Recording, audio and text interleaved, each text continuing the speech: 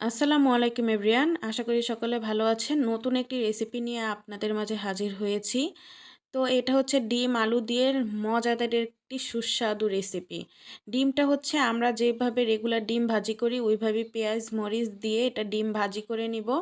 ভাজি করার পরে এরপর কিন্তু আলুগুলো আমি ভেজে নেব। আলু দিয়ে যেহেতু আজকে এই রেসিপিটা হবে, আলু আর ডিম এগুলো কিন্তু আমাদের ঘরে সবসময় থাকেই। বাজার না থাকলেও কিন্তু আপনারা কিন্তু এই রেসিপিটা ঝটপট তৈরি করে নিতে পারেন। এই শীতের দিনে যেরকম হচ্ছে রান্না করতেও সহজ হবে বা যে কোনো টাইমেই কিন্তু আপনারা এই রান্নাটা করতে পারেন।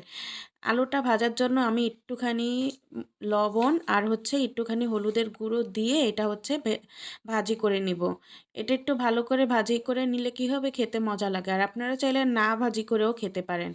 যদি কারো ইচ্ছা হয় যে না ভাজি করব না, তাও আপনারা করতে পারেন। পরে এরপর হচ্ছে আলুটা ভাজা হলে এরপরে এর সাথে একে একে হলুদের গুঁড়ো, মরিচের গুঁড়ো, ধনিয়ার গুঁড়ো দিয়ে এটা ভালোভাবে নেড়ে আর একটু কষিয়ে নিব। যখন এটা কষানো হবে পরে পরিমাণ মতন পানি দিয়ে এর উপরে হচ্ছে ডিমগুলো দিয়ে দিব।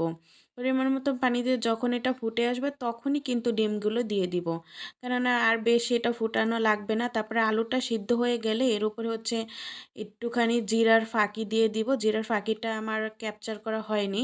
একটু জিরার ফাঁকি দিয়ে দিবেন আর হচ্ছে ধনিয়া পাতা দিয়ে নামিয়ে নেবেন। আশা করি সকলের ভালো লেগেছে ভিডিওটি।